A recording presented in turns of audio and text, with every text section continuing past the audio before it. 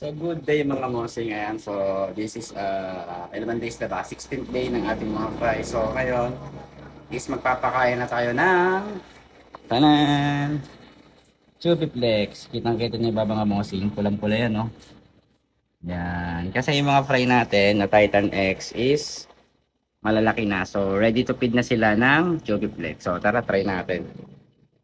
Try natin. Kuha tayo ng isang ganito. Ayan, napakalinis, oh. Shoutout nga pala kay Mosing Rafael. Ayan, doon tayo kumuha. Grabe, isang tabo yan, no? Ang dami. So, let's go. Pakain na tayo ng... Ayan, ito yung first day nila. Ayan. Sa 16th day na ito ang pakain ng Chubby. So, let's go. Tingnan natin yung pag-aagawa nila. Yee! Grabe, lapitan, no? Ayan, no? Ngayon lang sila makakatikim ng live food. Sige, kainin nyo na yan. Bakbakan nyo na, bakbakan nyo na. Ayan, no? Hop. Ayan, tignan natin. Dahan-dahan siyang bumabagsak. Alright, ayan, so good. So good na mga Titan X. Ano? Yung iba hindi pa yata aware, yung iba kasi madami. Ayan, no? Hindi pa nila alam kung nasan yung pagkain na Chubiflix eh. Dami, oh. Grabe. Nakuha pa tayo sa. Kasi mukhang kulang sa kanila yun eh. So ito. Isa pa. Pero huwag tayo sobra lagi ah. Masama lagi magpakain. So dapat laging tansya-tansya lang tayo ng pakain ng Chubby. Ayan, oh. Tinitikman na nila eh. Oh. Ganda, okay. Tikman mo lang, boy. Ayan, oh. Hop. Ayan, makatitikman nila isa-isa yan. Kailangan nila matikman yan eh.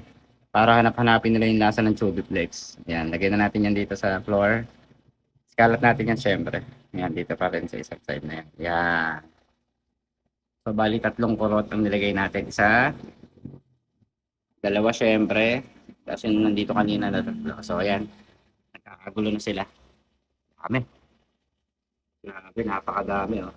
Ayan, sige. So pagka ginamitan na natin ng Chubby yan, so mabilis na silang lalaki. So mabilis na rin tayo makakapag-release ng Titan X natin, no? Yan. Dami, no? Yan. At sa mga nagtatanong pala kung ano yung binibenta natin, kung ano yung available natin na i-out dito. So ito, i-update ko lang kayo dito sa ating mga isda. Ayan. Ito si Berry. Ayan, tignan nyo. Medyo nakokondisyon na siya kasi yung ulo niya, no? Bumabalik na ulit, lumalaki na ulit, no? So dito, yan, walang laman, bakante, ayan, bakante. At syempre, ito yung probe natin na male, yung tatay ng mga Titan X ay, yan, ipinaper na natin dito sa ating F2. So, hopefully, mag-drop tube na yan. Yan. So, sana makabuo yan, ha. Ang ganda nito pag nagkataon. So, next, ito yung ating Kampa F2 na met. Yan, sobrang aggressive talaga nito, no? Gravity. Ito, ina-out ko na pala to, bossing. Mga bossing, ina-out na natin yan. PM lang kayo sa mga interesado. Yan, sa mga malalayo, huwag na kayo mag-try kasi wala tayong shipment na malayo. Via Lala Move lang tayo, gagamitin natin, no? So, ito ay masking red berries, guys. So, ganito siyang kalaki. Para makita nyo lang. Ay, sobrang tapang. Wait lang, sobrang tapang. Uy. Ayan, kunin natin. Para makita nyo hanggang, ow! Para makita nyo lang hanggang sa kalaki. Ayan. Pulang-pula yan, ha? Drop cook lang eh. Kasi nga, nagkakakitaan sila nung katabi. Sakit kinagat ako, gagi. So, ito pa yung ina-out natin na isa. Yan. Ito yung Uncle B, Uncle Bison strain. Yan. Yan. Solid yan, no? PM lang kayo, ha, yung mga gusto. Alright. Yan yung available natin na i-out. At syempre, iba natin tang mga bakante, mga walang laman. Ayan.